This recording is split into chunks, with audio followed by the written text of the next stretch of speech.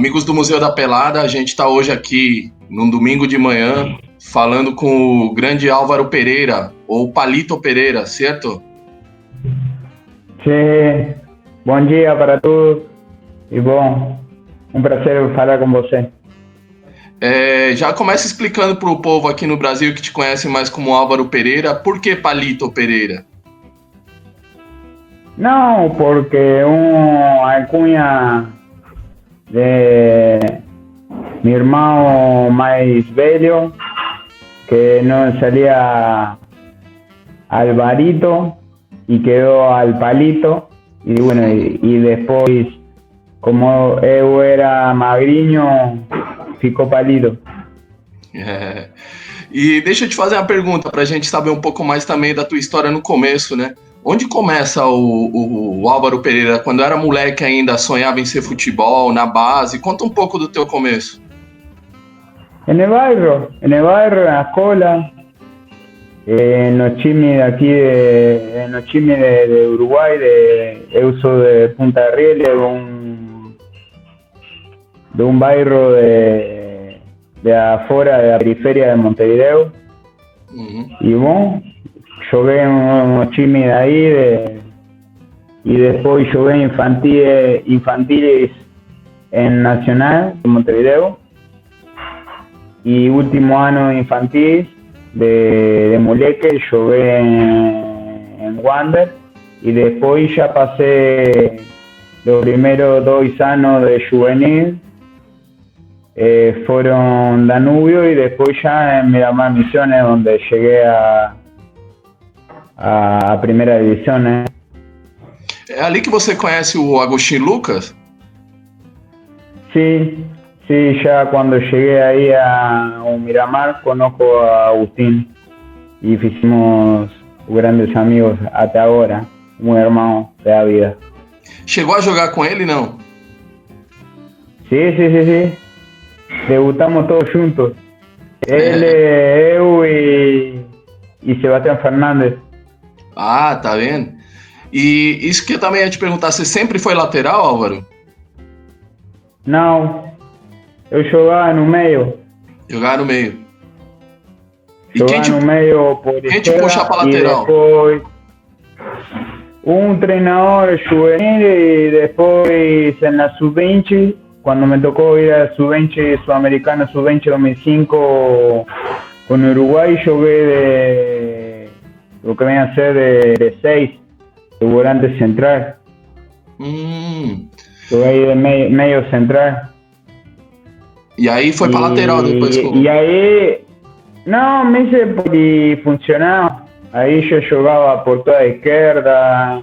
Agora, inclusive, jogo também de zagueiro central por esquerda, com linha de 3, linha de 4, não tem problema em relação com isso. E aí, então, aí você teve o passo pelo São Paulo, e aí eu tava lendo também algumas matérias falando um pouco do que você gostaria até de voltar ou encerrar a carreira um dia no São Paulo, né? Não, encerrar a carreira não, está à altura. Eu fiz só uma opinião, me perguntaram se me gostaria de voltar e eu falei que sim, foi só isso. Foi boa a passagem no São Paulo? Foi bom, sim, foi bom.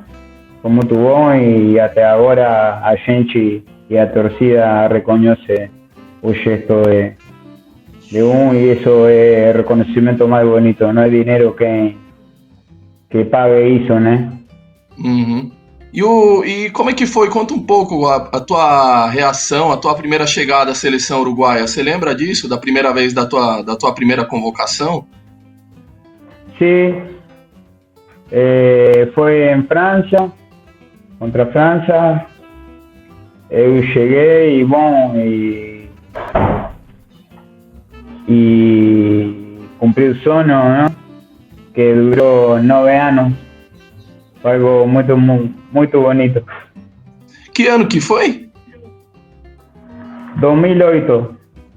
De 2008 você ficou, é verdade, você ficou um tempasso, você ficou 9 anos na seleção uruguaia. Hasta 2017 ganhei eleições. Que eu me perdo o Mundial de Rússia. O Copa Mundial da Rússia. Você jogou a Copa da África, então? Sim. E a Copa do Brasil também. Sí, Confederações. Confederações também. Foi campeão da América, né? Naquela final contra 2011, a Argentina. 2015 Copa América de Chile e 2016 Copa América Centenário. Você tava naquele jogo... E 3 eliminatórias para Sudáfrica, para Brasil e para Rússia, né? Foram os 9 anos com o maestro, né? Sim. Como é que é o treinado lá? O maestro é um ícone, um referente no Uruguai e também na América Latina, né? Como é que é treinar com o maestro Tavares? Meu pai de futebol. Ah, é? Ensinou muita coisa. Sim. Sí, no solo como deportista, sino como persona también, ¿eh? Él antes de preguntar cómo estaba deportivamente, preguntaba por la familia primero. Primero siempre la familia. Foi um dos melhores técnicos que você teve? Un diferenciado. Foi um dos melhores que você teve? Acho que sí, tuve muchos grandes entrenadores. Tengo muy buena relación con muchos entrenadores. Algunos te dicen cosas boas, otros te dicen cosas para que no voltes a repetir cuando te toque. Mas sempre, para mí, un maestro es un mejor. Ele gerou uma certa mudança também no futebol uruguaio, né? Él siempre falaba, cuando yo hice la recuperación de mis lesiones, viajé a Uruguay y falé con él y la deuda que él tenía con el fútbol uruguayo era que el jugador, él era coordinador de las bases, de sub 15, sub 17, sub 20. Y siempre falaba de que el jugador cuando llega a sub-20 se pierde. Y por suerte consiguió con Bentancur, Valverde, Laxal, Gastón Silva, Maxi Gómez, esa generación. Y bueno, de buen fútbol, ¿no? O fútbol uruguayo cambió de imagen, de aquella imagen de briga, de querer brigar com todo mundo, agora dá exemplo, né? Então ele já pega a base da seleção uruguaia até o adulto, né? Sim. E isso é uma fácil para adaptação, né? Quando chega maior, quando chega a seleção principal, já fica tudo muito mais fácil. Porque já vai trabalhando a cabeça do atleta também, desde muito cedo, né? Sim, isso é bonito. E tem alguma coisa a mais do que os outros técnicos que ele pede, Álvaro, ou não? Não, simplesmente a simpleza de comunicar ou de comprimir uma situação tensa, em um momento difícil, falar, baixar e dizer a palavra certa em um momento certo. Simplesmente isso. E eu ia te perguntar, nessa estadia toda na seleção uruguaia, ou no futebol em si, qual que foi o jogo mais, assim, que você pegou o cara que corria ali pela lateral onde você jogava, pelo lugar onde você estava, que te deram mais trabalho, assim? E por general, altura, com Bolívia ou a lo melhor com Equador, com Tony Valencia aí corriendo atrás de él, né? Estaba un poco lento, né? E na altura, então? A altura também. A pelota é incontrolável, né? E é terrível o mesmo. Vem, faz cambio de frente e aquele e não fazemos cambio de frente e mandamos a bola a Santa Cruz. É ruim, né? Todo jogador de futebol fala, eu nunca joguei na altitude, então nem sei, mas é pior mesmo. É difícil, né? É chegar e nós fizemos uma tática nova que era fazer base em Santa Cruz y 2 horas o 3 horas antes del juego viajar en avión a La Paz, llegar y ir directamente al estadio y jugarla. Así no faz ningún efecto, ¿no? Uhum. La primera vez cometimos un error de llegar cedo y a medio ficamos ahí un poco en La Paz, y cuando fuimos a jugar estábamos todo el mundo mareado, estaba todo el mundo mal, ¿eh? Ai. El resultado fue 4-1, mas podía haber sido 10-1. Nossa, difícil então. Sim. Você tava naquele jogo categórico também contra a Gana, né? Sí, estaba en el banco, porque estaba con Joelho hinchado, venía escogiendo un síntoma del primer juego de la Copa del Mundo, tenía un pequeño esguince, Uhum. y un maestro me vio después de Corea del Sur, después de octavas de finales, me ve yo, ahí, como se dice, rengueando, cojeando aí, e ele me falou: você tem algo na joelho? E eu falei: sim, estou de primeiro jogo. E ele me falou: bom, com ganas vai descansar, mas se necessito você, vai ter que entrar. E bom, foi um partido emocionante, foi um dos melhores partidos da minha vida, né? Sofri muito da frente, né? E o louco meteu aquela cavada ainda que deve ter matado mais de um uruguaio aquele dia lá, né? Não, todo mundo sabia, menos o goleiro de Gana, né? Ah, vocês imaginavam já que ia acontecer isso aí?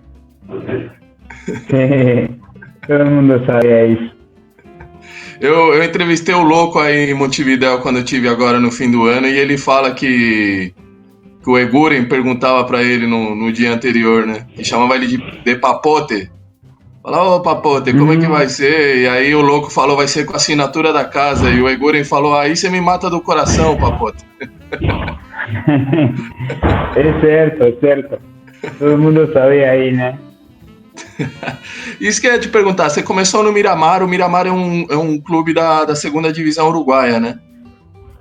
Sí, un club humilde, fica al lado do Estadio Centenario, para que conoce Montevideo, pegado a Central Español, se separa só un muro, como si fosse o Barra Funda con Palmeira, né? Sim. Así, separa así, bom. E que dizem aí as bases e bom. Daí, e dizem que a maior rivalidade do Uruguai é o Miramar com o clube que fica do lado, né? Sim, com o Central Espanhol. Porque é isso, né? Os argentinos falam que é raça independente, que os campos são perto de um quarteirão ou dois.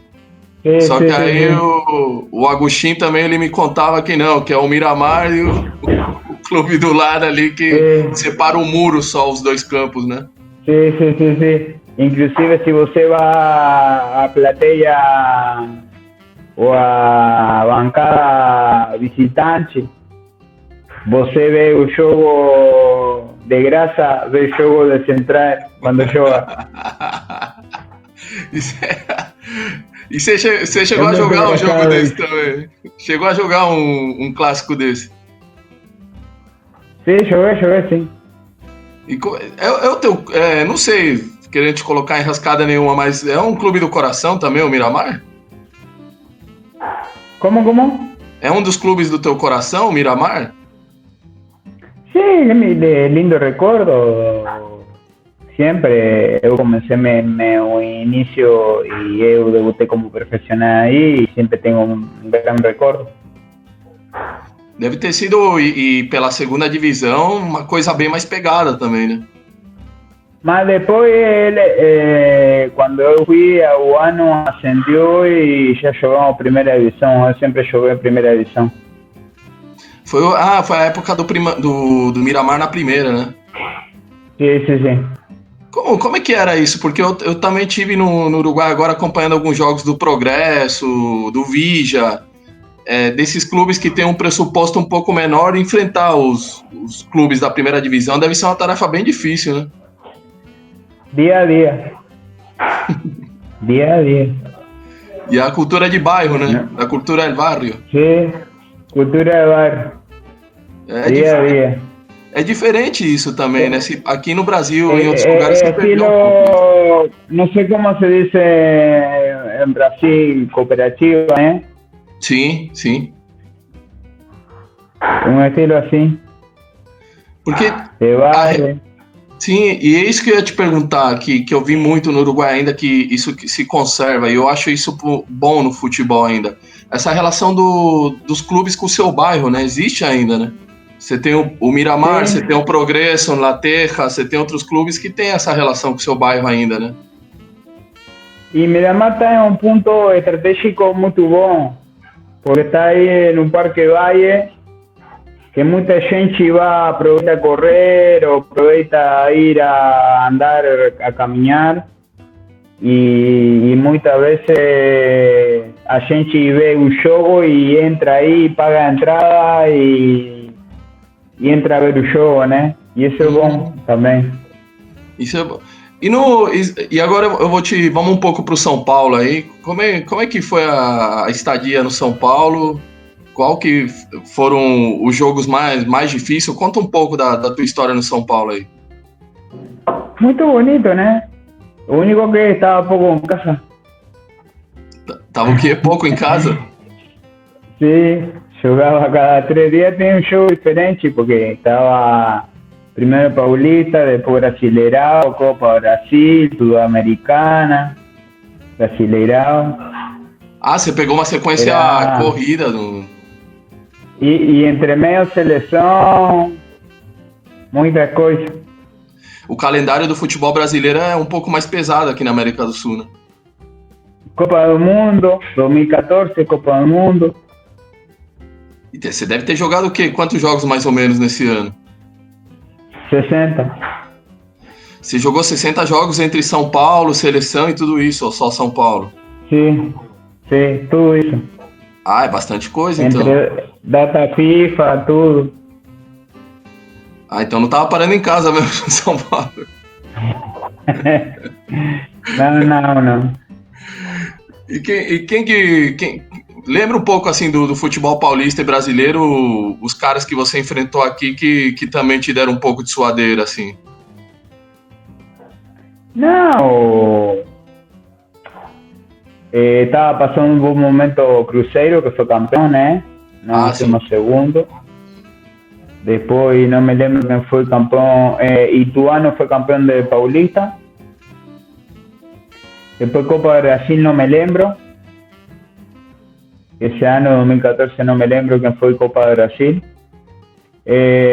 Sudamericana não, ficamos fora com o Nacional de Medellín em meia final, em semifinal, por penales. E depois sai campeão River, né? 2014. Ah, verdade, foi o ano do River, né? Nós em Copa do Brasil ficamos fora com Bragantino. Increíble, inacreditável. Ganando o jogo e no de volta do jogo, a torcida estava maluca. É aquele jogo que você fica lembrando dele uns dias depois, né? Não, foi um acidente que acontece. Sim, tem, né? O futebol tem isso também, né? Apesar de ser bonito, ele é muito ingrato às vezes também, né? Eu vou te mandar, tem um jornalista brasileiro aqui, Marcelo Mendes. Ele mandou uma pergunta em vídeo, eu vou te encaminhar e você dá uma olhada nela e você me responde. Pera aí. Olá, Álvaro. Meu nome é Marcelo Mendes, eu sou jornalista. Prazer falar com você, te reencontrar, né? Convivemos brevemente no tempo que você esteve aqui no São Paulo Futebol Clube. E a pergunta que eu tenho que te fazer é uma constatação de fatos. É o seguinte: todas as vezes que a minha geração, eu tenho 50 anos, e todas as vezes que a gente fala de futebol uruguaio, imediatamente vem à mente um futebol muito técnico, muito aguerrido e de jogadores de muita personalidade. Se você pegar a história do Uruguai, o Uruguai ganha um título, o primeiro título mundial aqui no Brasil, muito por conta da liderança de homens como Roque Máspoli, como Juan Schiaffino, como o Morales e principalmente o Obdúlio Varela, né? Que é um cara que pegava e chamava no peito e decidia tudo mesmo. Na minha geração, grandes times. Vocês formaram grandes times com Pato Aguilera, com Francescoli, com Venâncio Ramos, De Leon, outros tantos bons e grandes jogadores de um país que enfrenta muita dificuldade para formar esses times. E ainda assim joga de igual para igual dentro do continente e no mundo. Eu queria te perguntar como é que isso surge no jogador uruguaio? O que faz o jogador uruguaio entender essa história, entender essa tradição e conseguir atuar sempre em grande nível, igualando-se com um país com muito mais estrutura, talvez, do que o futebol aí do Uruguai? Grande abraço, boa sorte para você, bom falar contigo. Valeu.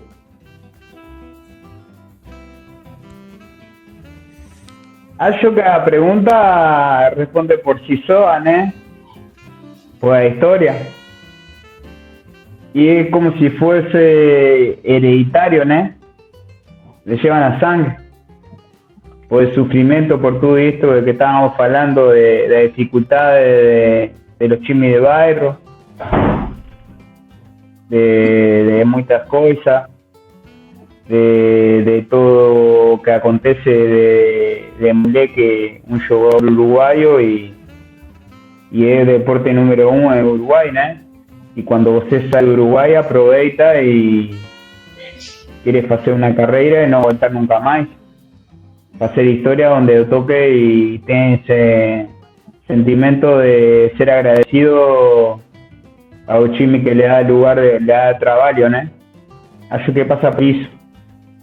Porque no Uruguai são 3 milhões e 300 mil habitantes, mais ou menos, né? Sim. Então, é a pergunta que a América Latina e o mundo sempre se fazem, né? Como consegue lançar seleções, times competitivos?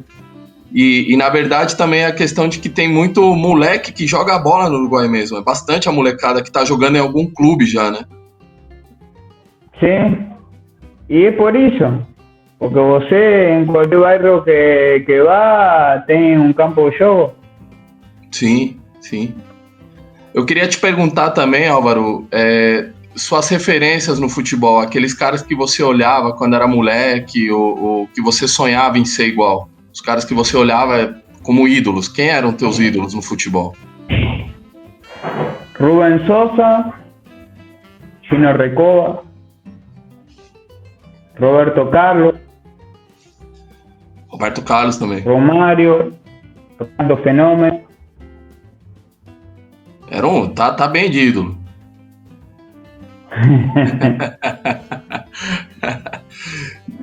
No Roberto Carlos era mais pela questão da lateral mesmo.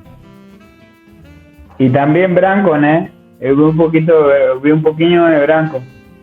Chegou a ver o branco no final já. Sim, mas depois vi muita imagem quando eu joguei no Porto. Ah, chegou a ver Ah, tá. Ah, tá bem de ídolo. E os uruguaios era mal o Rubem Sousa também. Sim. Chegou a ver no estádio os dois jogando ou não? Como? Chegou aí no estádio ver os dois jogando ou não chegou a pegar a época? Cheguei a ver a Ronaldo, cheguei a ver a Roberto Carlos.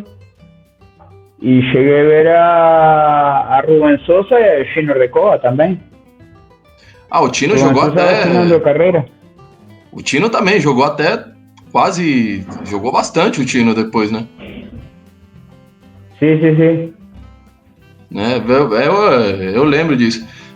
Uma das coisas que eu queria te perguntar, um pouco entrando numa parte do futebol também, o Álvaro, é a questão do... Como que você tem visto essa questão toda do racismo no futebol? Desse tempo pra cá, que tem sido muito abordado agora, né? De alguns anos pra cá, até pela questão que aconteceu nos Estados Unidos, e aí veio muito à tona aí. Não, eu mantengo, obviamente, que me han dito muitas coisas, mas eu estou orgulhoso de ser preto, né? Uhum. Eu não me afeta nenhuma coisa, mas Madero,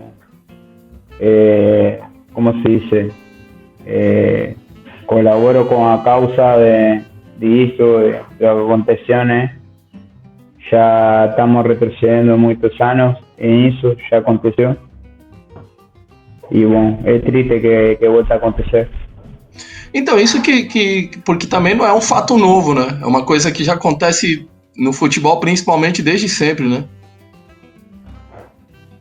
Sim, já passou a história, né? Mas é uma tristeza muito grande, não só para o futebol, sino para a humanidade, que só por ser judeu ou ser musulmán, o ser preto, o ser loiro, o ser cenoura, te criticam, né? Já é pré-história isso.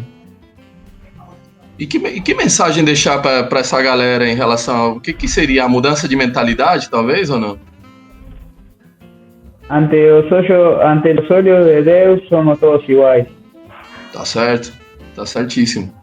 A gente teve no Brasil um caso assim que que historicamente sempre lembramos, é o caso do Barbosa, que foi culpado pela derrota do Brasil em 1950, mas na verdade era por ser goleiro e negro, né?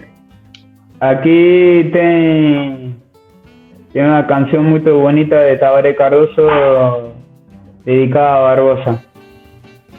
Ah, eu cheguei a escutar essa música aí quando eu estive aí, do Tabaré Cardoso. Sim. Dedicado ao Barbosa. Sim. E o Álvaro Pereira espera jogar até quantos anos? Eu prefiro deixar o futebol e não o futebol deixar-me a mim.